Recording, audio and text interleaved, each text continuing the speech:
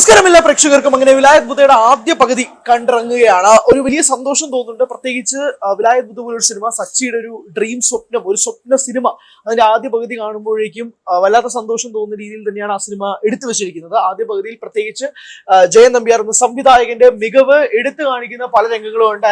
Double മോഹനായിട്ട് പൃഥ്വിരാജ് സുകുമാരൻ അഴിഞ്ഞാടുകയായിരുന്നു, like literally അഴിഞ്ഞാടുകയായിരുന്നു. ലൈക്ക് ആ ക്യാരക്ടർ പൂർണ്ണമായിട്ടും ഡബിൾ മോഹനെ മാത്രമേ നമ്മൾ സ്ക്രീനിൽ കാണുന്നുള്ളൂ. പൃഥ്വിയെ കാണാനേ കഴിയുന്നില്ല എന്നുള്ള രീതിയിലാണ്. പ്രിയംവദ കൃഷ്ണനും അവരുടെ റോള് ഗംഭീരമാക്കി. എടുത്തു പറയേണ്ടത് ഷമ്മി തിലകൻ തന്നെയാണ്. ഷമ്മിയുടെ ഭാസ്കരൻ മാഷ് എന്ന കഥാപാത്രം ബുക്ക് വായിച്ചവർക്ക് മനസ്സിലാവും, അത്രമാത്രം സ്ട്രോങ് കഥാപാത്രമാണ്. അതിന്റെ ഫസ്റ്റ് ഹാഫിൽ അതിന്റെ എല്ലാ ലേയേഴ്സും ഷമ്മി തിലകന് കൊണ്ടുവരാൻ സാധിച്ചു.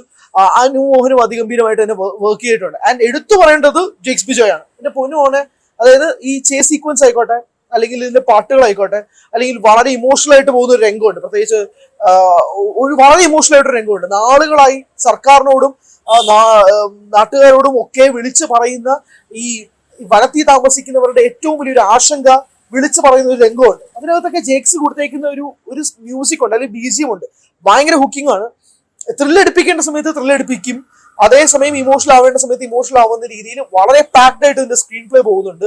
ഇതിന്റെ ഡയലോഗ്സ് ഭയങ്കര രസമായിട്ട് തന്നെ എഴുതിയിട്ടുണ്ട്. ജയൻ നമ്പ്യാർ പുള്ളിയുടെ ആത്മാവും വിയർപ്പും ഇതിനകത്ത് പറയത്തില്ലേ, അങ്ങനെയാണ് ഇതിനകത്ത് വർക്ക് ചെയ്തതുപോലെ ഫസ്റ്റ് ഹാഫിൽ വ്യക്തമാകുന്ന രീതിയിലേക്ക് കാര്യങ്ങൾ പോകുന്നുണ്ട്. അതായത് ഞാൻ നിരാശപ്പെടുത്തില്ല, ഞാൻ അത്രമാത്രം ഇതിനു വേണ്ടി വർക്ക് ചെയ്തിട്ടുണ്ട്, അതുകൊണ്ട് കാണുന്ന പ്രേക്ഷകർക്ക് മുതലാക്കുന്ന രീതിയിൽ ഞാൻ ഈ സിനിമ മാറ്റിയെടുക്കും എന്നുള്ള അദ്ദേഹത്തിന്റെ പൂർണ്ണ കോൺഫിഡൻസും അദ്ദേഹത്തിന്റെ പൂർണ്ണമായ വർക്കും ഈ ഫസ്റ്റ് ഹാഫിൽ കൃത്യമായിട്ട് നമുക്ക് മനസ്സിലാവും.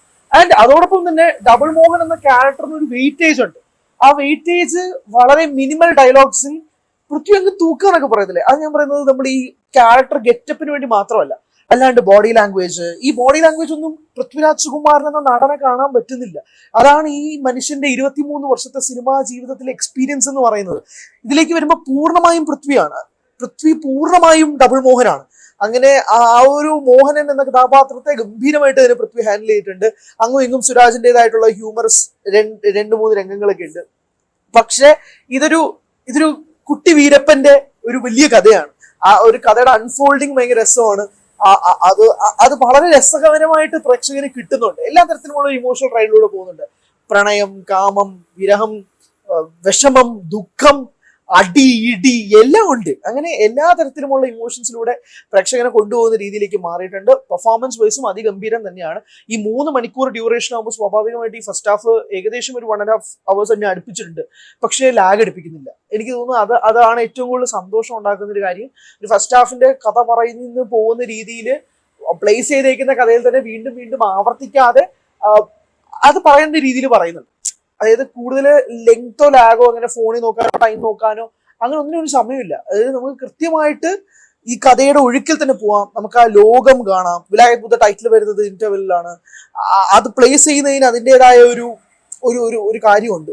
അത് അവിടെ പ്ലേസ് ചെയ്യേണ്ട ഒരു ആവശ്യകതയുണ്ട്. അങ്ങനെ ആകെ മൊത്തത്തിൽ ആൻഡ് ടോട്ടലി തുടക്കത്തിൽ ഇതിൽ സച്ചിയെ കാണിക്കുന്നുണ്ട്.